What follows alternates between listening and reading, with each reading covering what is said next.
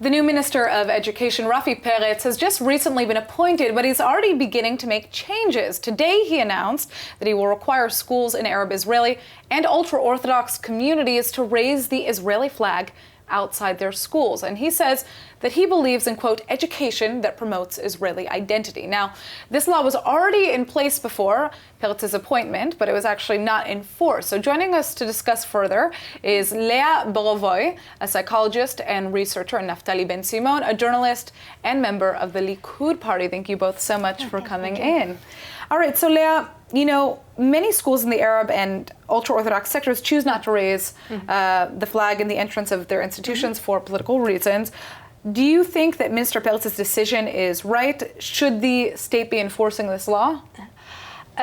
First of all, I think that it's not only Arab and Orthodox schools that don't raise Israeli flags. Also in Israel, our Israeli schools many times don't raise a flag. So I think that first we should look at ourselves in Israeli, and then about Arabs and Orthodox. And as for Israel, there are several studies that flags are good for Israelis. And why? There are several stories. One about basking in reflected glory. We are a startup nation, and flags remind us that we are a startup nation, that Israelis, Jews, that we are smart, and people who are related to it. Okay, and what is the second reason? It reminds us about that we are united, we are together. And once I have done a study where I asked people who were sitting near Israeli flag and not near Israeli flag. It was an experiment. Manipulation, that they didn't know that flag is a reason for something. About stereotypes towards people who came from the former Soviet Union. And we found that people who were sitting near Israeli flag responded about less stereotypes and so had felt more of a sense of community with everybody in the country. More community, and I think that it's helpful. And moreover, there were studies about in Israel and in United States that are saying that near the flag people are more centralized and more united. Okay, so the messages here that you're saying is that, you know, having flags around centralizes and unites us more. There are, of course, people who are saying that this is not really a serious issue. We should be focusing on greater issues like racism in the education system. But what is your take on this, Naphtali? I think, I think a flag, it's a symbol. And each nation live on symbols. And we can see today, even in the football or soccer games around the world, the flag means a lot to everyone, every nation. And we can see many flags. And today in Israel, we took the flag and we put him into the political pot. And then we start to understand, is it belongs to us or not? It's not a political issue. It should be something that belongs to the state. That's actually, that's a very interesting point, I would say, because I do think the founding of the State of Israel in of itself is a very different story from many other countries, right? But because of the divides that we're seeing in the political system, it sometimes, and I think this happens around the world, people feel less connected to the government and therefore less connected to the country. But you believe we should be separating government from nationality? Of course.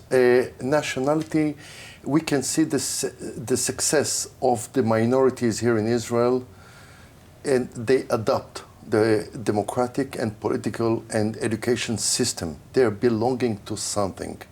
They should not say, okay, the flag reflects to something political, but it belongs to the state. Okay, so speaking of democracy, though, I mean, this does bring up the issue of whether or not just I could support Israel, but not necessarily feel the need to hang a flag outside of my house, right? Does this matter more because it's state money, and you know these institutions are getting budget from the state? So are they doing something wrong in not identifying with these symbols? I think that democracy is very important.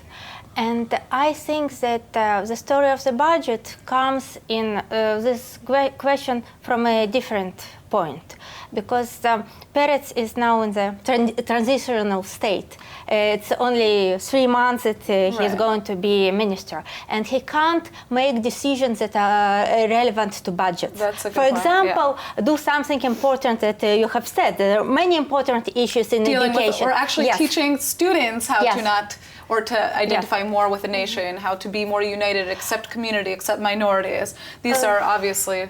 I think that the flag is doing something positive in this way, but it can't invest a lot of money in other important programs.